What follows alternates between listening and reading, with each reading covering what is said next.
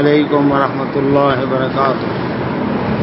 سبحان اللہ بحمدہ عدد خلقہ ورضا نفسہ وزنۃ عرشہ مداد کلماتہ۔ سبحان اللہ بحمدہ سبحان اللہ العظیم۔ پارہ نمبر 4 ہے سورہ النساء، اور اس سورہ کی آیت نمبر ہے 4۔ دعا پڑھ لیتے ہیں۔ اعوذ باللہ من الشیطان الرجیم، رب اشرح لی صدری ویسر لی امری واحلل عقدۃ من لسانی یفقہوا قولی، رب زدنی علما، رب یسر ولا تعسر وتمم بالخیر وبک نستعین۔ اللهم صل علی محمد وعلی آل محمد كما صلیت علی ابراہیم وعلی آل ابراہیم انک حمید مجید۔ اللهم بارک علی محمد وعلی آل محمد كما بارکت علی ابراہیم وعلی آل ابراہیم انک حمید مجید۔ اعوذ باللہ من الشیطان الرجیم، وآتوا النساء صدقاتهن نحلة فإن طبن لكم عن شيء منه نفسا فكلوه هنيئا مريئا ولا تؤتوا السفهاء أموالكم التي جعل الله لكم قياما وارزقوهم فيها واكسوهم وقولوا لهم قولا معروفا وابتلوا اليتامى حتى إذا بلغوا النكاح فإن آنستم منهم رشدا فادفعوا إليهم أموالهم ولا تأكلوها إسرافا وبدارا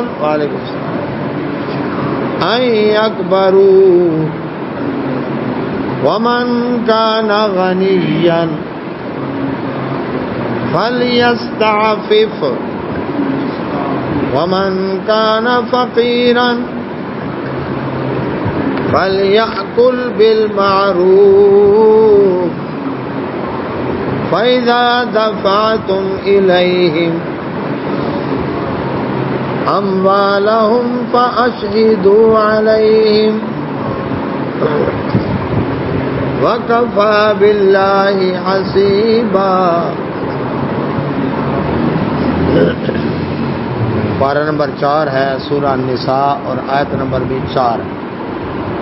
اعوذ باللہ من الشیطان الرجیم۔ وَآتُوا، اور دو، النساء، عورتوں کو، صدقاتہن، ان کا حق مہر، نحلہ، خوشی کے ساتھ۔ اس سورہ مبارکہ میں اللہ سبحانہ و تعالیٰ نے احکامات بیان کیے۔ رسول اللہ صلی اللہ علیہ وسلم نے ان احکامات کی وضاحت کی ہے۔ عرب کے اندر جہاں اور بہت ساری بیماریاں، خرابیاں موجود تھیں، وہاں ایک یہ خرابی بھی تھی کہ نکاح کے موقع پر عورتوں کو ان کو حق کے مہر نہ دیتے۔ دے دیں گے جی، لڑکی بیچ رہے ہو، کیا ضرورت ہے جی؟ لکھوا دیا نہیں.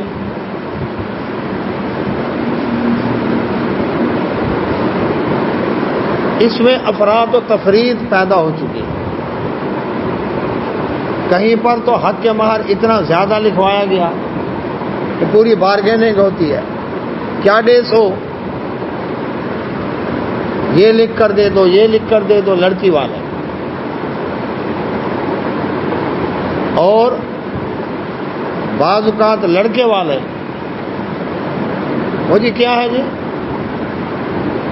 شادی کے اوپر بے انتہا بے تحاشا خرچ، ساری رسمیں پوری، لیکن جب حق کے مہر کی باری آئی لکھو جی شرعی حق مہر 32.5 روپے.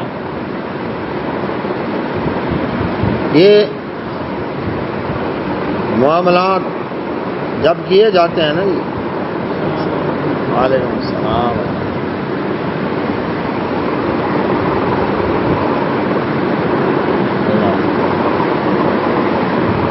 ان میں یہ جو افراد اور تفرید ہے، اس کی وجہ سے شادیاں مشکل ہوتی جا رہی ہیں. لڑکے والے کہتے ہیں پہلے اتنا اکٹھا کریں لڑکی والوں کی ڈیمانڈ پوری کرنے کے لیے تو پھر شادی کریں.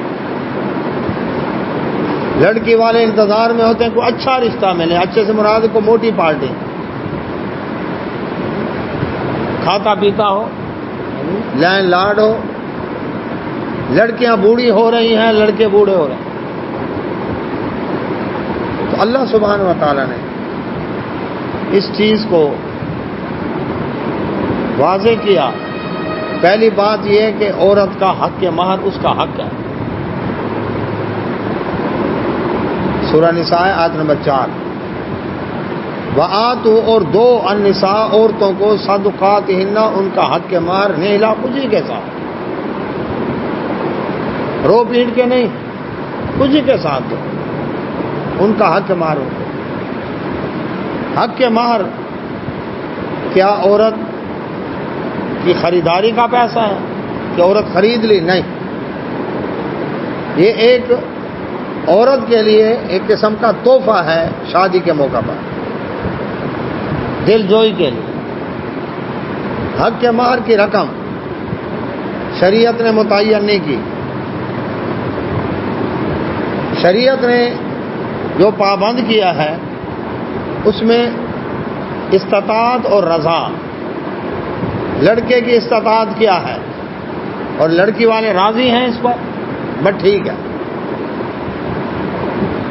لڑکے کی استطاعت ہے 1 کروڑ روپیہ دینے کی اور لکھواتا ہے 32.5 روپے. یہ لڑکی پر ظلم ہے. لڑکے کی استطاعت ہے 5,000 دینے کی اور کہا جائے جی 10 مرلے کا مکان لکھ کر دو، وہ لڑکے پر ظلم. تو استطاعت اور رضا یہ شرط ہے. اللہ کے نبی صلی اللہ علیہ وسلم کے ازواج مطہرات کا حق مہر پتہ کتنا تھا؟ زیادہ سے زیادہ جو ملتا ہے کہ 12.5 اوقیہ چاندی، تقریباً 500 درہم بنتا ہے. یہ حق مہر تھا. سیدہ خدیجہ رضی اللہ تعالیٰ عنہ کے بارے میں آتا ہے کہ 20 اونٹ ان کا حق مہر مقرر ہوا.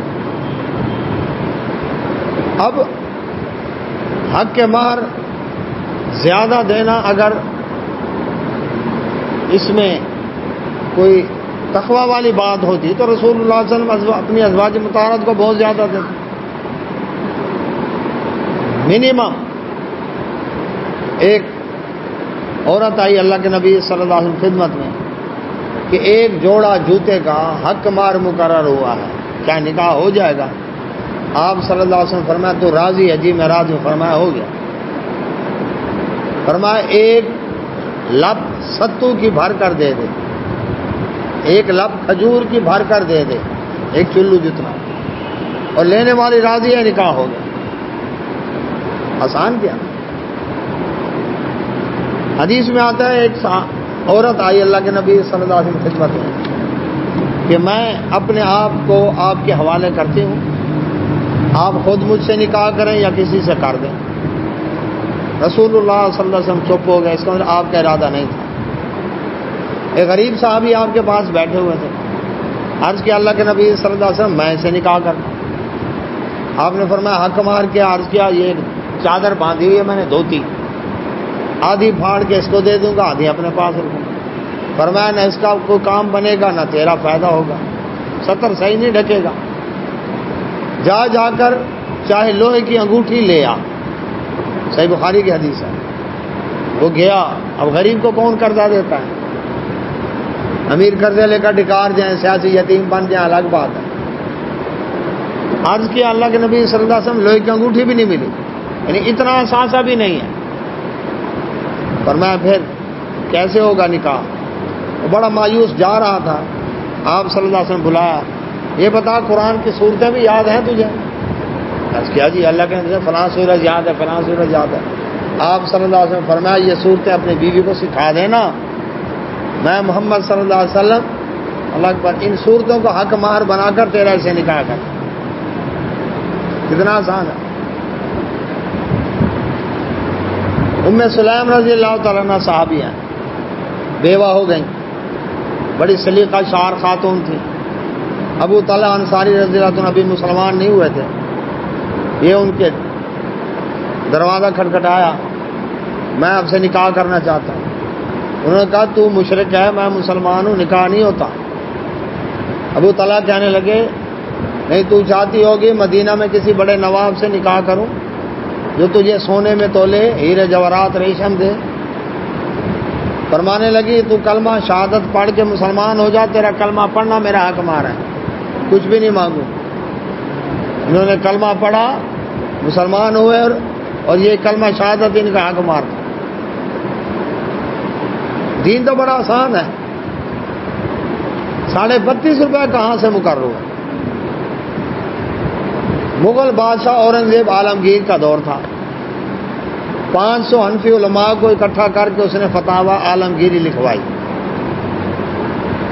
اس کے اندر اس نے طے کیا کہ 32.5 روپے حق مہر ہونے چاہیے۔ اس وقت 1 روپیہ ایک اشرفی گنی جاتی تھی، اشرفی کا دور تھا، درہم دینار جس طرح کرنسی اشرفی اس وقت، اور اشرفی سونے کی ہوتی تھی، اور 1 تولہ، اب 1 تولہ سونے کی اشرفی انہوں نے مقرر کیا 32.5 روپے، تو وہ کیا ہو گیا 32.5 تولے سونا، 32.5 اشرفیاں ہو گئی نا، 32.5 تولے سونا۔ وعلیکم السلام۔ اب اس نے مقرر کیا 32.5 تولے سونا، اور ہمارے ادھر سمجھدار نکلے 32.5 تولے سونا کو 32.5 روپے میں تبدیل کر دیا۔ روپیہ ویسے شروع سے رو پیا ہے، وہ روندا رہا دے، یہ ریال آل گھنا، ڈالر ڈالیا، ہاں جی، یورو تو رو ہسانا روسوں،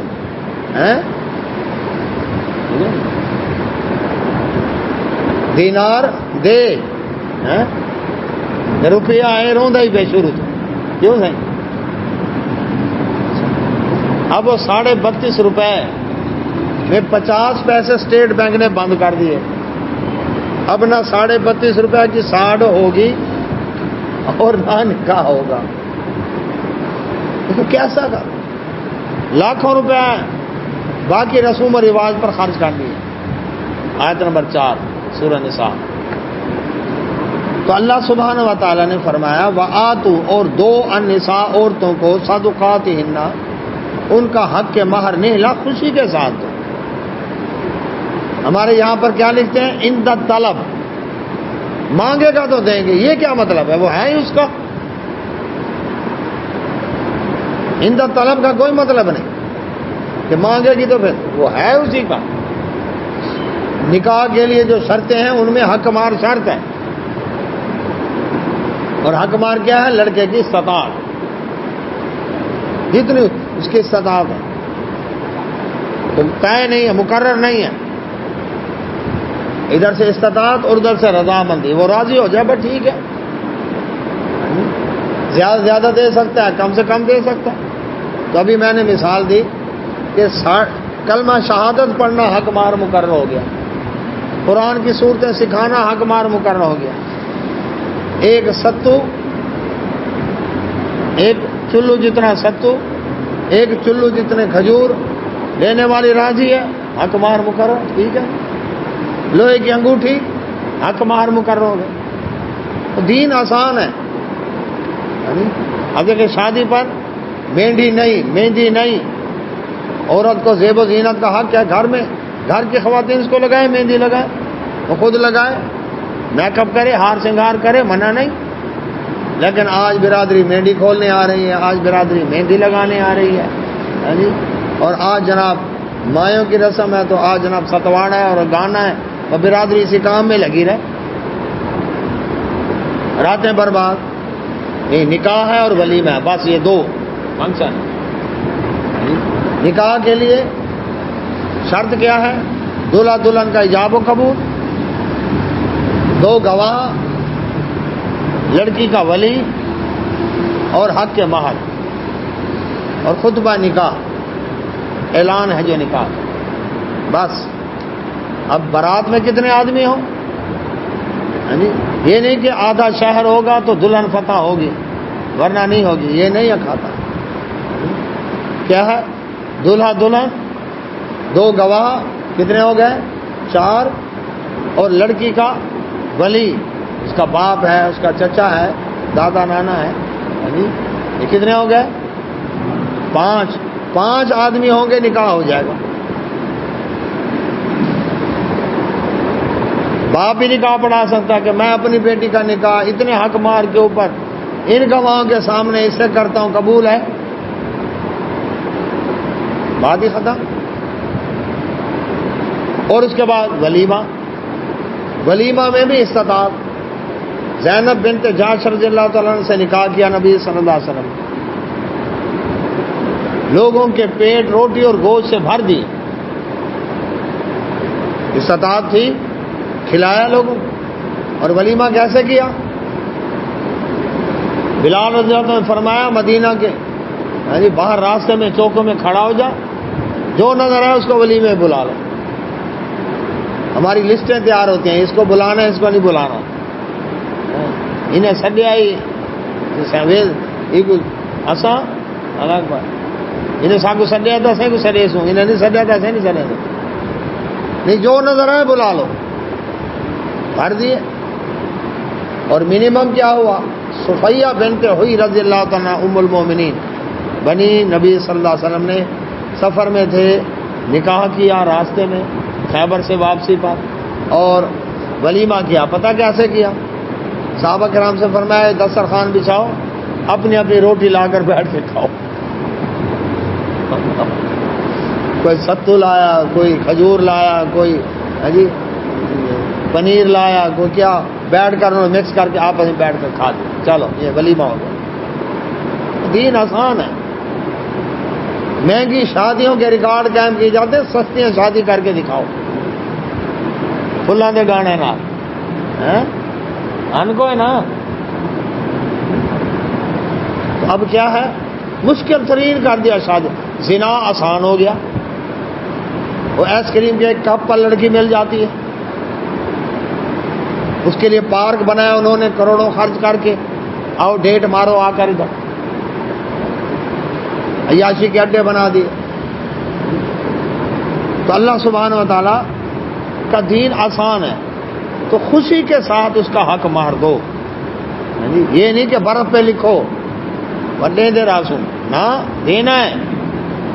دوسری بات، آت النساء کہا عورتوں کو دو، حق کے مہر عورت کا حق ہے، اس کے باپ کا حق نہیں ہے، اس کے باپ کا حق نہیں ہے، یہ کس کا ہے؟ اس عورت کا حق ہے، اس کو دے، اس کی مالک وہ ہے۔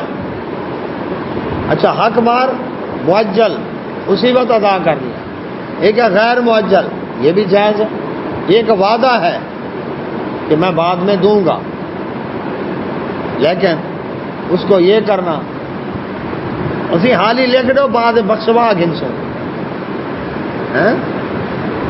گوڑے لگ کے تو اللہ واسطے معاف کر دیں، یہ کیا طریقہ ہے؟ یہ مرد کی مردانگی ہے۔ برادری میں 4 بندوں کے سامنے لکھ کر دیا اور آپ کہتے ہیں بخشوا لو جی، یتیم مسکین ہے جو بخشوا گیا نہیں، یہ مرد کی شان کے خلاف ہے۔ تو اللہ سبحانہ و تعالیٰ کیا فرماتے ہیں؟ عورتوں کو ان کا حق مار خوشی کے ساتھ، اس کو مانگنا نہ پڑے۔ ہاں فَإِن پس اگر تبنا خوشی کے ساتھ لکم تمہیں ان شیئن کچھ بھی من ہو اس سے نفسن، یعنی وہ کیا کرے دے دے۔ وہ عورت جو ہے وہ اپنی خوشی کے ساتھ دیکھتی ہے کہ میرے خاوند کے حالات ٹھیک نہیں ہیں، اس نے ایک وعدہ تو کر لیا لیکن دے نہیں سکے گا، تو خوشی کے ساتھ آدھا معاف کر سکتی ہے، سارا معاف کر دے، کچھ معاف کر دے، معجل کو غیر معجل کر دے، چلو ابھی نہیں بعد میں دے دینا، کوئی بات نہیں۔ ہمدردی کے تحت خوشی کے ساتھ فرمایا فَكُلُوهُ، پھر اس کو کھا سکتے ہو ہنیئا مریئا، مزے لے کر، لیکن دھوکے سے انگوٹھے لگوا لینا، سوئے کے فراڈ سے پریشر ڈال کے گوڈے لگ کے معاف کرتا، پھر کیا کرنا؟ دوسرا طریقہ دھوس دھاندلی، مار پیٹ، لے آ اپنے باپ سے جداد کا حصہ، یہ خاوند کا حق نہیں بنتا یہ بات کہنے کہ بیوی کو کہے اپنے میکے والوں سے میرے لیے مال لے کر آؤ، یہ مرد کی شان کے خلاف ہے، کیونکہ مرد کو حکم ہے عورت پر احسان کرے، نہ کہ اس کے احسان تلے دبے۔ یہ کیا کرے؟ کتنے ایسے کیس دیکھیں، جداد کا حصہ لے کر آ، مکان میرے نام لکھوا دے، حق مار معاف کر دے، ورنہ تجھے طلاق دے کر گھر سے باہر بھگا دے۔ وہ بیچاری گھر بچانے کے لیے معاف، اللہ کے ہاں مجرم ہے، یاد رکھیں، دھوکے فراڈ سے کرے گا مجرم ہے۔ عورت نے معاف کر دیا، پھر وہ کہتے نہیں مجھے دو، اس کا مطلب اس نے خوشی سے نہیں دیا، یا دھوکہ دیا گیا اس کو، تو یہ اس کو واپس کرنا پڑے گا، دینا پڑے گا، یاد رکھیں۔ ولا تؤتوا، نہ دو السفہاء، کم عقل لوگوں کو، اموالکم، اپنا مال، التی، وہ مال، جعل اللہ، بنایا اللہ نے، لکم، تمہارے لیے، قیاماً، زندگی قائم رکھنے کا ذریعہ۔ اللہ سبحانہ و تعالیٰ نے کیونکہ اس سورہ مبارکہ میں کمزور لوگوں کا تذکرہ کیا، عورت معاشرے میں کمزور سمجھی جاتی تھی، حق مار کھا جاتے تھے، اللہ تعالیٰ نے اس کا فرمایا نہیں، اس کو خوشی کے ساتھ۔ دوسرا یتیموں کا مال کھا جاتے تھے، اللہ تعالیٰ نے اس کے بارے میں بھی فرمایا نہ، یتیم، کل میں نے وضاحت کی، یتیمی کب تک ہے؟ جب تک بالغ نہیں ہوتا، اور یتیمی کس سے ہے؟ باپ سے ہے، باپ فوت ہو جائے، ماں فوت ہو جائے، وہ یتیمی نہیں ہے۔ اب یہ یتیم کا جو سرپرست بنا، گارڈین بنا، یتیم کا مال تھا، اس کے پاس آیا، چچا ہے، دادا ہے، نانا ہے، جو بھی اس کا سرپرست بنا ہے۔ اب اس یتیم کا جو مال ہے، اب اللہ تعالیٰ فرماتے ہیں دیکھو وہ یتیم بچہ مال سنبھال نہیں سکتا، یا بڑا ہو چکا ہے لیکن عقل نہیں ہے، یار دوستوں میں اڑا دے گا، پیسہ ضائع کر دے گا۔ اللہ نے یہ جو مال ہے حلال کا، اس کو زندگی قائم رکھنے کا ذریعہ بنایا ہے، یہ بھی انسان کی ضرورت ہے۔ اب یہ اس کو دے گا، اس بے وقوف کو، یا ایسے لوگوں کو حکمرانی دے کہ جو کیا کریں، برباد کر دے ملک کو، یہ بے وقوف ہے نا، ایسا نہ کرو۔ تو تم کیا کرو؟ فرمایا بے وقوف لوگ جو کم عقل ہیں ان کو اپنا مال نہ دو، جس مال کو اللہ نے تمہارے لیے زندگی قائم رکھنے کا ذریعہ بنایا۔ ہاں وارزقوہم فیہا، اس میں سے ان کو بنیادی خرچہ، خوراک کے لیے، علاج معالجے کے لیے وہ دو، وقسوہم، اور ان کے کپڑے وغیرہ وہ بھی ان کو دو۔ یعنی یہ جو بنیادی ضروریات کا خرچہ ہے اس کے مال میں سے وہ دیتے رہو اس کو. بنیادی ضرورت ختم نہیں کرنی، اس میں سے بخل نہیں کرنا، وہ دو اس کو جو ضرورت ہے. لیکن وقولوا لهم، ان سے بات کہو قولا معروفا، معروف کے مطابق. دیکھو بیٹا یہ مال تمہارا ہے، میرے پاس ہے، گھبراؤ نہیں، میں کھاتا نہیں، لیکن تم ضائع کر دو گے، تم یاروں دوستوں میں اڑا دو گے، تمہیں سمجھ نہیں ہے مال کو سنبھالنے کی. تو اب کیا ہے، یہ کھانا پینا ضروریات زندگی وہ ملتا رہے گا تمہیں اسی مال سے، رہائش خوراک علاج معالجہ کپڑا لتا ملتا رہے گا، لیکن پورا مال کب دوں گا وہ ابھی نہیں دوں گا، ہے تمہارا، اب کب دینا ہے اس کے بارے میں احکام دیے. وابتلوا الیتامی، وابتلوا اور آزماتے رہو الیتامی یتیموں، حتی جب تک اذا جب یہاں تک کہ جب بالغوا وہ پہنچ جائیں النکاح نکاح کی عمر کو. جب تک وہ نکاح کی عمر کو نہیں پہنچتے تم کیا کرو، ان کو آزماتے رہو. کبھی کوئی رقم دے کر 100 روپیہ دیا، بیٹا یہ چیز لے کر آپ دیکھیں وہ اڑاتا ہے یا سنبھالتا ہے، پتہ چل جاتا ہے نا. یہ جی اتنے کا یہ سامان ہے، باقی اتنے پیسے یہ لو، اس کا مطلب سنبھالنے لگ گیا. 80 روپے کا یہ آیا، 100 تو یہ ہو گیا، 20 روپے گیا بچوں اور ٹکی لا کے دی، اس کا مطلب ہے ابھی سنبھال نہیں سکتا. اس کو آزما، یہ اس کی خیر خائی ہے، اس کی بھلائی، ورنہ کیا ہے میرے سر تو لاوے میں دیوائی کو بھاوے اڑاوے تو بھاوے جو کرے نہ، ایسا نہ کرے. یہ اس کے ساتھ ظلم ہوگا، اس کی خیر خائی بھلائی کرنی ہے. تو کیا فرمایا، ان کو آزماتے رہو جب تک وہ نکاح کی عمر کو نہیں پہنچے. اب سوال یہ پیدا ہو نکاح کی عمر کون سی ہے؟ بہت ساری نشانیاں. قد بڑا ہونا یہ کوئی نشانی نہیں کہ اب بڑا ہو گیا. 13 سال کی عمر کا لڑکا میں نے دیکھا اور قد ایسے تھا جیسے کوئی 35 سال کی عمر کا ہو، تھی عمر 13 سال کی. کینٹ کے اندر میں نے دیکھا ایسے کئی لڑکیاں، عمر تھوڑی ہے اور لڑکی ایسے لگتی ایسے جیسے بچوں کی ماں ہوگی. اور کئی عمر چور ہوتی ہیں، عمر زیادہ ہوتی ہے، لگتی ایسی ہے کہ جیسے ابھی کنواری ہوگی، حالانکہ دادی ہوگی نانی ہوگی. اس معاملے کے اندر یہ ہے کہ شریعت نے جو مقرر کیا ہے نا کہ نکاح کی عمر وہ ہے بلوغت. گرم علاقوں کے لوگ جلدی بالغ ہوتے ہیں اور ٹھنڈے علاقوں کے لوگ دیر سے بالغ ہوتے ہیں، موسم کے اثرات ہیں، آب و ہوا. امیر گھرانوں کے بچے جلدی بالغ ہوں گے، غریب گھرانوں کے بچے دیر سے بالغ ہوں گے، خوراک کی وجہ سے. ان کی خوراک اچھی ہے. ان کی فحاشی والے ماحول میں پلنے والے جلدی بالغ ہوں گے، دینداری تقوی والے ماحول میں پلنے والے دیر سے بالغ ہوں گے. سوچوں کا بھی فرق ہے نا. ہے بچہ اور ذہنی طور پر بالغ ہے، فلمیں دیکھتا ہے، گانے سنتا ہے، وہ بالغ ہو چکا ہے دماغی طور پر. اس لیے ایسے لڑکے سے پردہ ہے مومنہ عورت کا.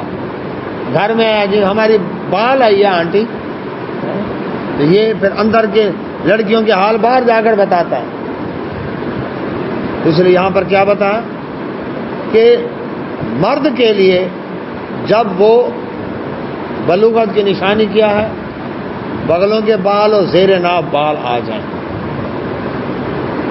اور جو پرفیکٹ ہے وہ ہے مادہ تولید کا نکلنا، احتلام کا ہونا. جی یہ پکی نشانی ہے کہ اب یہ بالغ ہوگا. لڑکی کے لیے اللہ اکبر، اس کے لیے یہ ہے کہ مینسز کا آنا، یہ پکی نشانی ہے بالغ ہو گئی. باقی آواز کا بھاری ہونا، لڑکے کا داڑھی مونچھ آنا، وہ اتنا وہ نہیں ہے جتنا پرفیکٹ کیا ہے. یہ باقی اس کی نشانیاں ہیں، لیکن اصل نشانی جو ہے وہ ہے لڑکے کے لیے وہ جس عمر میں بالغ ہو جائے، جب اس کو احتلام شروع ہو جائے، مادہ تولید کا اخراج ہونا شروع ہو جائے. اور لڑکی کے لیے جب مینسز آنے شروع ہو جائیں. یہ اس کی پکی نشانی، اب یہ شادی کے قابل ہو گیا۔ تو فرمایا اللہ سبحانہ و تعالیٰ نے جب وہ نکاح کی عمر کو پہنچ جائیں تو اس وقت تک ان یتیموں کو آزماتے ہیں۔ اس کا مطلب ہے نکاح کی عمر جو ہے اس وقت یتیمی کے احکام ختم ہو جاتے ہیں، اس لیے کہا نا نابالغ جب تک ہے یتیمی کا احکام ہے، بلوغت پر ختم ہو۔ اچھا بالغ ہو گیا ہے لڑکی یا لڑکا، لیکن آزمایا ہے کہ مال سنبھال نہیں سکتا، اب کیا کریں؟ فرمایا فین، پس اگر تم محسوس کرو منہم ان میں رشدن، سمجھداری، کہ واقعی اب سمجھداری آ گئی۔ اب یہ دوسری چیز، ایک ہے نکاح کی عمر کو پہنچنا، دوسری چیز کیا دیکھنی ہے؟ رشد، بصیرت، سنبھال سکتا ہے، سنبھال سکتی ہیں، ضائع تو نہیں کرے گی، یہ چیک کرتے رہو، یہ سرپرست کی ذمہ داری ہے۔ جب دیکھو اس کے اندر رشد آ گیا ہے، فدفعوا، پھر دے دو الیہم ان کو اموالہم، ان کا مال، ٹھیک ہے، بالغ بھی ہو گئے اور سمجھداری بھی ہے، اب دے دو۔ بالغ ہو گئے، سمجھداری بڑھاپے تک نہیں آئی، کم عقل ہے، بھولے دماغ والا ہے، لائی لگ گئے، جس نے بات کہی وہ ادھر ہی ڈھلک گیا، ایسوں کو وہ ضائع کر دے گا پیسہ، اس کے حوالے نہ کرو۔ فرمایا ولا تاکلوہا، اور نہ کھاؤ اس میں سے، اسرافن، جلدی جلدی، وبدارن، اسرافن فضول خرچی کر کے، وبدارن، اور جلدی جلدی، ان یکبروا، کہ کہیں زیادہ نہ دینا پڑے۔ اب دینے کا آیا ٹائم، اللہ تعالیٰ فرماتے ہیں پھر ایسا نہ کرو کہ جلدی جلدی اس یتیم کا مال اڑانا نہ شروع کر دو کہ تھوڑا دینا پڑے، اس طرح تو زیادہ دینا پڑے گا، اس طرح تھوڑا دینا پڑے، اس لیے اس کو اڑانا نہیں ہے، بھائی 80 روپے کی چیز ہے 100 لکھ دو جی، ایسا نہیں کرنا۔ فرمایا ومن کانا، اور جو شخص ہے غنیجن، مالدار، فلیستعفف، وہ اس کے مال سے بچے۔ یتیم کا سرپرست ہے مالدار، صاحب حیثیت ہے، اپنے پاؤں پر کھڑا ہے، خود کفیل ہے، اللہ تعالیٰ فرماتا ہے یتیم کے مال میں سے کچھ نہ لے۔ لیکن ومن کانا، اور جو ہے فقیرن، فقیر ہو سکتا ہے جو اس کا گارڈین ہے وہ غریب ہو، لیکن یہ اس کی سرپرستی اچھی طرح کر سکتا ہے کیونکہ وہ مانوس ہے، چچا بھتیجا ہے، ٹھیک ہے۔ تو اللہ تعالیٰ فرماتے ہیں فلیاکل، پھر جو اس کا گزارا نہیں ہو رہا، غریب ہے، اب وہ یتیم کا مال اس کے پاس آیا ہے، تو فلیاکل، اس سے کھائے، بالمعروف، معروف طریقے سے، برادری میں بیٹھے، لوگوں کے اندر طے ہو جائے کہ واقعی اتنا وظیفہ اس یتیم کے مال میں سے اس کو ہر مہینے ہم دیں گے، وہ طے ہو، چپ کر کے ٹکی مار کے نہیں، 5,000 روپے مہینہ، 10,000 روپے مہینہ اس کے مال میں سے، چلو کیونکہ یہ غریب ہے، یتیم کے پاس مال وافر ہے، چلو اس کا اب یہ معروف طریقے سے حلال ہوگا، لوگوں کو پتہ ہو کہ اتنا اس کے پاس جا رہا ہے، لکھت پڑھت اور گواہ ہونے چاہیے، جانے کی رسید ہو ایک قسم کی۔ فَإِذَا، پس جب تم دو الیہم ان کو، اموالہم، ان کا مال، یتیم کو مال ہینڈ اوور کرنے لگے، بالغ ہو گیا ہے یا ہو گئی ہے، رشد بھی آ گیا اس میں، اب جب دینے لگے ہو تو اللہ تعالیٰ فرمائے ایک کام کرنا، فَأَشْهِدُوا، گواہ بنا لو، علیہم، اس پر، گواہوں کے سامنے دو، تم دے دو، کل گئے اس نے دیا ہی نہیں، لکھ بھی لو، گواہ بھی بناؤ، ہاں جی بیٹھو جی، آپ کے سامنے یہ میں اس کے ہینڈ اوور کر رہا ہوں، یہ دیکھ لیں اتنی رقم دی ہے، برادری کو پتہ ہو، لوگوں کو پتہ ہو، مال دے دیا، کل کو وہ دوبارہ دعویٰ نہ کریں، لوگ یہ نہ کہیں یتیم کا مال نہیں جی، انہوں نے ہمارے سامنے دے دیا، لیکن ایک ایک بات کو قرآن نے کیسے واضح کیا۔ اچھا اب بعض کا یہ ہو سکتا ہے کہ بندہ بڑا چلتر چلاک ہے، کون؟ گارڈین، سرپرست، ایسی ہیرا پھیری کرتا ہے گواہوں کو پتہ ہی نہیں چلتا، وہ مال شو ہی نہیں کیا اس نے. تو فرمایا خبردار، وقفہ اور کافی ہے باللہ، اللہ تعالیٰ حسیب حساب لینے والا. اللہ کے تو علم میں ہے نا. کتنی ڈنڈی ماری ہے، کتنا گھٹیا مال اپنا اس کے مال میں ڈالا اور بڑھیا اس کا لے لیا تم نے، کتنا جلدی جلدی ضائع کیا تو نے فضول خرچی کے اندر. اللہ تعالیٰ فرماتے ہیں میں حساب لینے والا کافی ہوں. اللہ اکبر. یہ اللہ سبحانہ و تعالیٰ کا. تو اللہ تبارک و تعالیٰ فرماتے ہیں للرجال، مردوں کے لیے نصیب حصہ ہے، مما اس میں سے جو ترکا چھوڑ جائیں الوالدان والدین والاقربون اور رشتہ دار،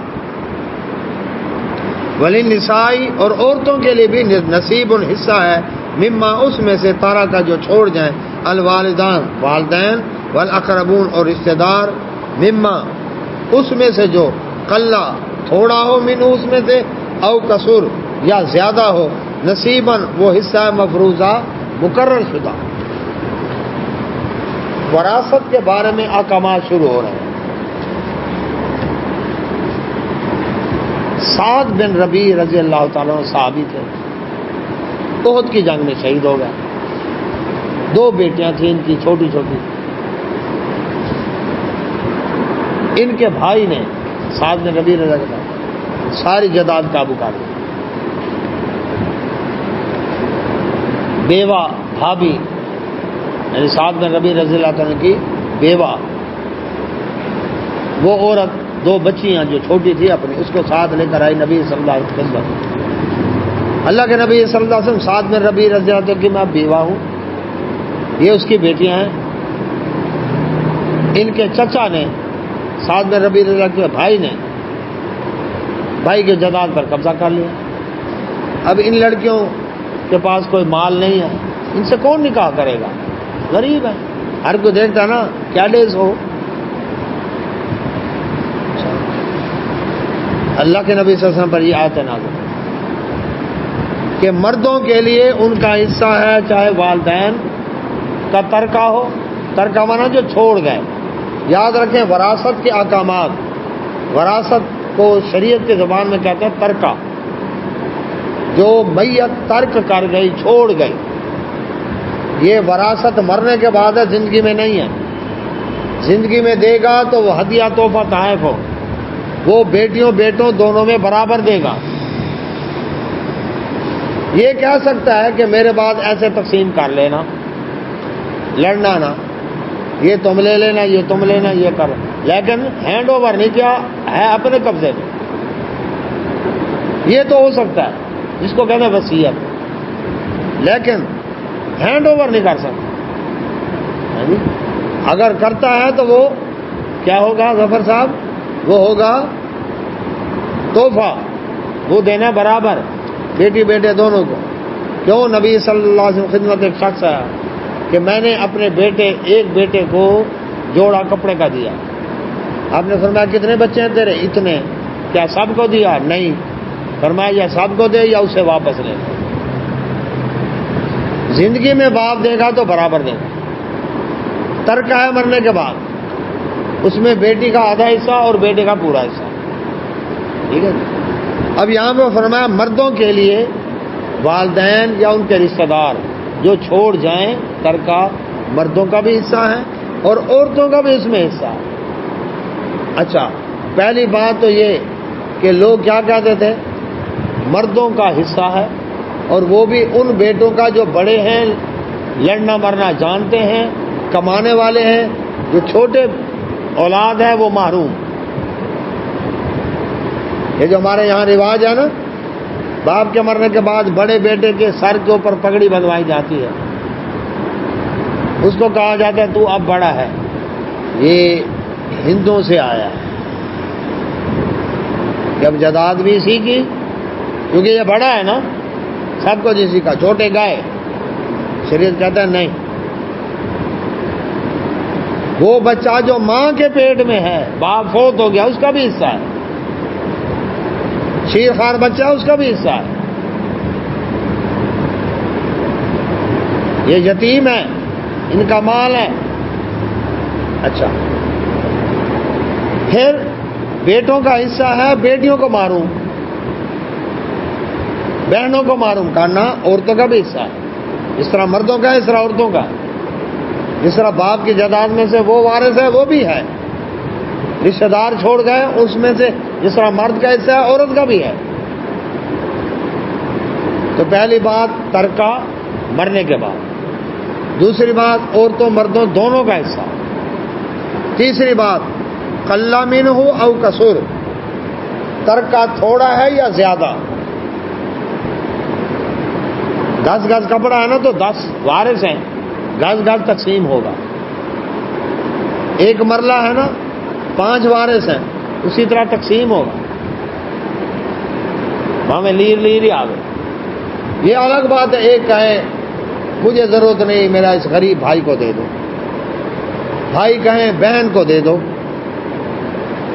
حصہ اس کا ہے، اپنی خوشی سے دے رہا، یہ ٹھیک ہے، یہ ہمدردی کا ہے، لیکن ہوگا تقسیم۔ برتن ہیں، کپڑے ہیں، فرنیچر ہے، زیور ہے، مکان ہے، جو بھی ہے، جائیداد سکنی منقولہ ہے یا غیر منقولہ۔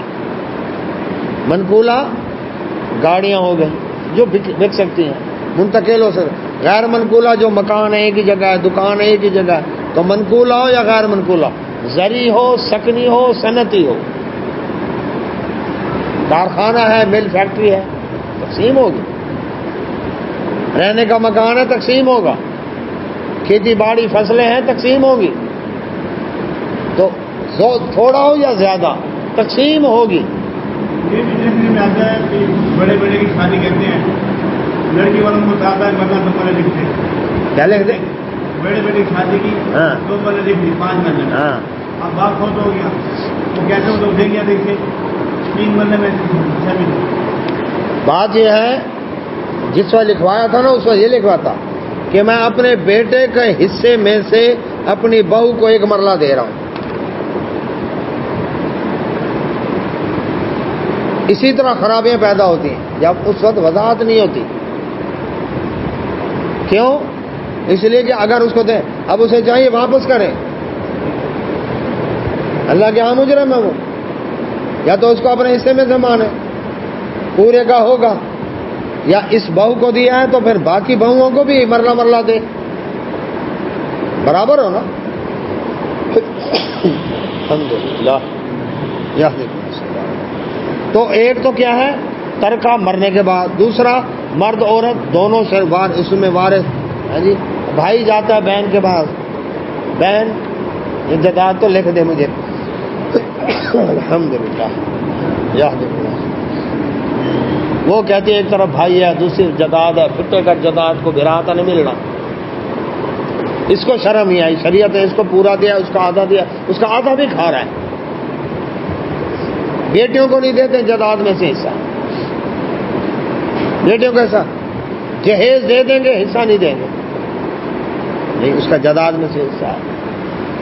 تو اللہ تعالیٰ فرماتے ہیں نصیبا مفروضہ، اس سے مقرر ہیں، اب کوئی اس میں کمی بیشی نہیں کر سکتا، آگے آئے نہیں آتے۔ فرمایا وَإِذَا، اور جب حاضر ہو القسمۃ، تقسیم کے وقت، کون؟ اولو القربہ، رشتہ دار، والیتامى، یتیم، والمساکین، اور مسکین۔ وراثت تقسیم ہو رہی تھی، وہاں پر رشتہ دار آ گئے غریب، ان میں کوئی یتیم بھی ہے، مسکین بھی ہے، اور مال وافر ہے۔ اللہ تعالیٰ فرماتے ہیں فارزقوہم، ان کو بھی دو منہ، اس میں سے کچھ نہ کچھ۔ وہ جو غریب یتیم آئے ہیں، وعلیکم السلام، 6:45 بجے آنے پہ وہ 1 کلو، تو وہ جو غریب یتیم مسکین آئے ہیں، رشتہ دار ہیں، غریب ہیں، ان کو بھی اس جائیداد میں سے دو۔ لیکن اگر ہے تھوڑا مال، تھوڑا ہے، اب اگر دیں گے تو یتیموں کا حق تھوڑا بچے گا، ایسا تھوڑا ہے گا، پھر نہیں دینا۔ پھر اگر وہ آئے ہیں تقسیم کے وقت، وقولوا، ان سے کہو، لہم، ان کو، قولا معروفا، معروف بات، بھائی مال تھوڑا ہے، یتیموں کا حق مارا جائے گا، کچھ تو ان کا بنے۔ رسول اللہ صلی اللہ علیہ وسلم فرمایا اپنی اولاد کو بھیک مانگتا ہوا نہ چھوڑ جاؤ، جو استطاعت ہے ان کو دے کر جاؤ۔ اس لیے شریعت میں اولاد نافرمان بھی ہے تو شریعت میں آنکھ کرنا نہیں ہے، وہ اپنے اس نافرمانی کا گناہ کی سزا قیامت والے دن پائے گا۔ اور یاد رکھیں، ماں باپ کا جو نافرمان ہے وہ دنیا میں بھی پاتا ہے سزا، آخرت میں بھی پائے گا۔ دنیا میں ضرور اس کو سزا ملتی ہے، آخرت میں بھی پائے گا، لیکن آنکھ نہیں کر سکتا۔ بیٹیاں بیٹے سب کو دینا ہے۔ اچھا، تو اللہ تبارک و تعالیٰ فرماتے ہیں اب کیا ہے، تقسیم کے وقت رشتہ دار، یتیم، مسکین آئے ہیں، ان کو ان میں سے کچھ نہ کچھ دو۔ اگر مال وافر ہے، اس کے بڑے فائدے ہیں۔ وہ کیا فائدہ؟ ایک تو غریبوں کا بھلا ہو جائے گا، یتیم مسکین بھلا ہو جائے گا۔ دوسرا، یتیم پوتا، بیوہ بہو، اس کا مسئلہ حل ہو جاتا ہے۔ یتیم پوتے، یتیم نواسے جن کا جداد میں حصہ نہیں، دادے کی موجودگی میں بیٹا فوت ہو گیا، اب اس کی بیوی بھی بیوہ ہو گئی ہے، بچے یتیم ہیں، اب جداد میں سے حصہ نہیں ہے، لیکن اب تقسیم ہو رہی ہے دادے کی، تو کیا کرے؟ اس میں سے وہ بیوہ بہو اور یتیم پوتے نواسے ان کو دے گا، فائدہ ہو جائے گا کہ نہیں؟ اچھا، اس کو 1/3 کا وصیت کا حق ہے۔ ایک صحابی فوت ہو، آخری وقت تھا، عرض کیا اللہ کے نبی صلی اللہ علیہ وسلم میری ایک بیٹی ہے، مال وافر ہے، تو میں کچھ حصہ بیٹی کو دے کر باقی سارا اللہ کی راہ میں نہ دے دوں؟ فرمایا نہ۔ آدھا دے دوں؟ نہ۔ 1/3 دے دوں؟ فرمایا ہاں ٹھیک۔ 1/3 بھی زیادہ ہے۔ 1/3 کا حق رکھتا ہے مرنے والا کہ وہ کیا کرے؟ وصیت کر دے، لیکن یہ 1/3 کی وصیت کس کے لیے ہوگی؟ غیر وارث، جو وارث نہیں ہے۔ جو وارث ہیں ان کے حصے نصیبہ مفروضہ مقرر ہے، یہ میرا بیٹا میرا لاڈلا ہے، اس کو میں زیادہ دے دیتا ہوں، وصیت کر لو، نہ، یہ نہیں کر سکتا، وہ حصے مقرر ہے۔ بھائی آپس کے اندر ایک بھائی کو اگر فائدہ پہنچانا چاہے وہ کر سکتے ہیں، بہن کو فائدہ پہنچانا چاہے کر سکتے، بہن کہہ سکتی ہے میں بھائی کو اپنی خوشی سے دے رہی کیونکہ میرے پاس آلریڈی اور بھی کچھ موجود ہے، یہ بھائی میرا غریب ہے، مقروض ہے، بیمار ہے، معذور ہے، کر سکتے ہیں، ہمدردی ہے۔ لیکن دھوکہ بازی، گوڈے لگ کے، پریشرائز کر کے، وہ نہیں۔ تو اب کیا ہے، 1/3 وصیت کر سکتا ہے، لیکن اگر مال تھوڑا ہے پھر 1/3 کی وصیت نہیں کر سکتا، کیونکہ پھر یتیموں کا مال تھوڑا ہو جائے گا۔ فرمایا وَلْيَخْشَى، اور چاہیے کہ ڈریں، الذین، وہ لوگ، لو ترکوا، کہ اگر چھوڑ جاتے، من خلفہم، اپنے پیچھے، ذریۃً، ایسی اولاد، ضعافاً، جو بڑی کمزور ہے، خافوا، ان کو ڈر ہوگا، علیہم، ان کے بارے میں۔ یہ جو جداد تقسیم کر رہے ہیں نا، ان کو یہاں ہدایات دی کہ دیکھو اگر تم تقسیم کر رہے ہو جداد، تو خیال کرنا، یہ سوچ لو اگر تم دنیا سے چلے جاؤ، تمہاری اولاد یتیم ہو جائے، تو تمہیں ان کے بارے میں کتنا دھڑکا اور ڈر ہوگا، ہے کہیں بھوکے نہ مرے، تو ڈنڈی نہیں مارنی۔ یہ یتیم بچے ہیں، ان کے جداد تقسیم ہو رہی ہے، تو اس کو یہ نہیں ایسے غیر منصفانہ تقسیم نہیں کرنا، انصاف کے ساتھ کرو، جس کا جو حق بنتا ہے اس کو اسی طرح سے دو۔ اور یہ سوچ لو اگر تم دنیا سے چلے جاؤ تمہیں اپنے بچوں کی کتنی فکر ہوگی، جس طرح وہ مرنے والا چلا گیا ہے اس کے بچوں کی بھی فکر کا، ان کی دینی تربیت، ان کی اخلاق، ان کو سمجھانا، یعنی کیوں؟ یتیم کا سرپرست اس کی ذمہ داری ہے، کیونکہ باقی دنیا سے چلا گیا اس کا باپ، تو اس کے لیے خیر خواہی بھلائی کرنی ہے۔ فرمایا فَلْيَتَّقُوا اللَّهَ، اور چاہیے کہ اللہ سے ڈرو، اللہ کا تقوی اختیار کرو، وَلْيَقُولُوا، اور کہو، قَوْلًا سَدِيدًا، بڑی سیدھی کھری سچی بات، اس معاملے کے اندر کہ وصیت کی مرنے والے نے، تم نے وصیت بدل دی، ظلم کیا، اس میں دیکھا آگے پیچھے کر دیا، اس کو کسی کو محروم کر دیا، کسی کو زیادہ دے دیا، نواز دیا، نہ ایسا نہیں کرنا۔ جو بات کہو قولاً سدیدہ، اور اللہ سے ڈرتے ہو۔ تقویٰ زندگی کے ہر معاملے کے اندر ہماری رہنمائی کرتا ہے۔ تو اللہ کا ڈر ہوگا دل میں تو ہی کام کا ہوگا، ورنہ کوئی نہیں کرتا۔ تو اللہ تعالیٰ فرماتے ہیں ان الذین، بے شک وہ لوگ یاکلون جو کھاتے ہیں اموال یتامیٰ یتیموں کا مال ظلم کے ساتھ، نہ اپنا حصہ رکھ لو جی، اپنا کمیشن رکھ لو جی۔ باپ بیمار تھا، قرضے اٹھا کر علاج کیا، مر گیا، قرضے اٹھا کر کفن دفن کیا، اب برادری کہتی ہے کل خانی پر مرغا کھلاؤ، شرم نہیں آتی؟ یتیم کا مال کھا رہے ہو، اسے مر گیا مردود، نہ فاتحہ نہ درود، سیدھا نہیں آتا اپنے ڈھیڈ دا بروڑ، اس کو اپنے پیٹ کی پڑی ہے، ہاں، نہ فاتحہ نہ درود، اصل ہے اپنے پیٹ دا بروڑ۔ مقصد کیا ہے؟ یتیم کا مال جو ظلم سے کھاتا ہے، سن لو، فرمایا انما، بے شک، یاکلون، وہ کھاتا ہے، فی بطونہم، اپنے پیٹ میں، نارا، آگ۔ جی، یتیم کا مال ہڑپ کرتا ہے، پیٹ میں جہنم کی آگ کے انگارے بھر رہا ہے۔ وَسَيَصْلَوْنَ، اور ان قریب پہنچے گا، سعیرا، جہنم کی بھڑکتی ہوئی آگ میں۔ اللہ تعالیٰ چھوڑے گا نہیں اس کو۔ یتیم کے ساتھ خیر خواہی، بھلائی کرنی ہے۔ اللہ سے دعا اللہ سب نے توفیق عطا فرمائے۔ وآخر دعوانا الحمدللہ رب العالمین۔ سبحانک اللہم و بحمدک۔